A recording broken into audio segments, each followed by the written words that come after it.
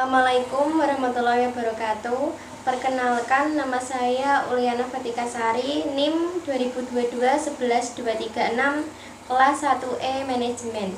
Di video kali ini saya akan mempresentasikan tentang Islam dan Iptek dan teknologi, atau biasa disebut Iptek, sebagai satu kesatuan yang tidak bisa disepakati semua bentuk perubahan yang berlaku saat ini, tidak jauh dari sains dan teknologi. Pesatnya perkembangan ilmu, pengetahuan, dan teknologi dalam dekade ini tentu telah memberikan timbal balik kepada pengguna, baik individu, komunikasi, dan negara. Sedihnya, dunia saat ini memiliki banyak hal yang didukung oleh luasnya peradaban barat.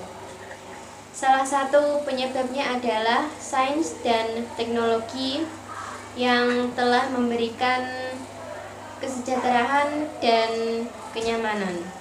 Jika dilihat, pengaruh sains dan teknologi tidak dapat dipisahkan dari kehidupan sosial. Pengaruh sains dan teknologi itu sendiri tidak selalu mengarah ke arah yang positif. Tentu saja dalam penerapannya, sains dan teknologi juga bisa mengarah ke arah yang negatif, terutama di dunia pendidikan.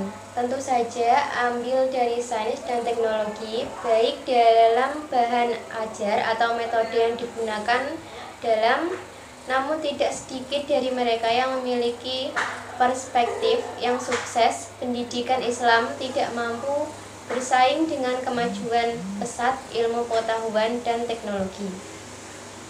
Pertanyaan adalah, bagaimana pendidikan Islam berkontribusi pada pengembangan ilmu pengetahuan dan teknologi yang dalam perkembangannya selalu mencapai tingkat kemajuan? Bisakah pendidikan Islam diorientasikan melalui sains dan teknologi? Ini adalah tantangan terbesar di dunia pendidikan Islam saat ini. Karena itu, peran terbesar dalam masalah ini adalah pendidikan Islam. Bagaimana pendidikan Islam dapat berkontribusi pada pengembangan sains dan teknologi yang dalam perkembangannya selalu mencapai tingkat kemajuan? Bisakah pendidikan Islam diorientasikan melalui sains dan teknologi? Ini adalah tantangan terbesar di dunia pendidikan Islam saat ini. Kemajuan teknologi dalam 3 dasawarsa ini telah menampakkan pengaruhnya pada setiap dan semua kehidupan individu, masyarakat, dan negara. Dapat dikatakan bahwa tidak ada orang yang dapat menghindar dari pengaruh perkembangan ilmu, pengetahuan, dan teknologi. Iptek bukan saja dirasakan individu, akan tetapi dirasakan pula oleh masyarakat, bangsa, dan negara.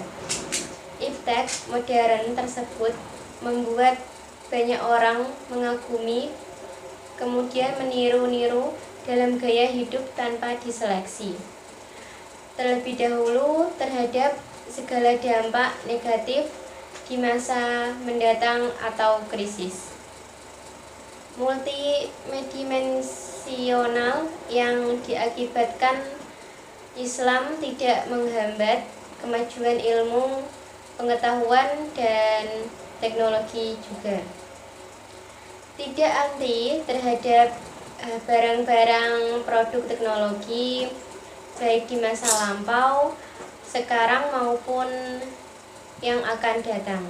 Dalam Al-Quran banyak terkandung teks-teks ayat yang mendorong manusia untuk melihat, memandang, berpikir, serta mencermati fenomena-fenomena alam semesta ciptaan Allah SWT.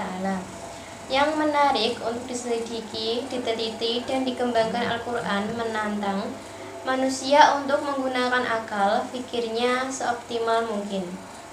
Sistem pendidikan yang ada saat ini yang bersifat materialistik terbukti telah gagal melahirkan manusia salih yang sekaligus muslim dan menguasai iptek.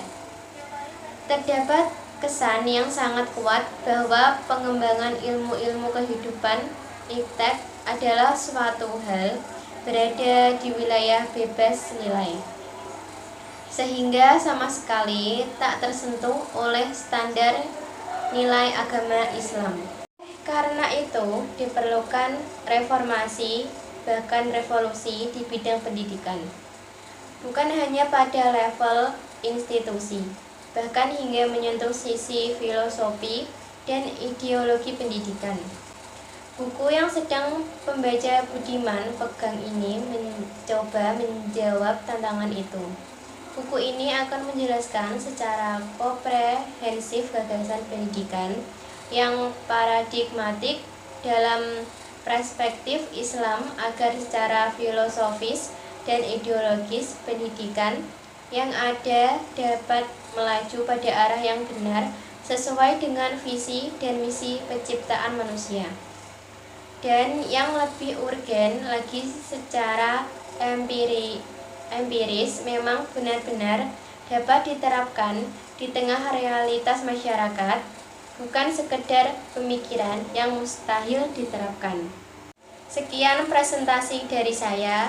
Wassalamualaikum warahmatullahi wabarakatuh.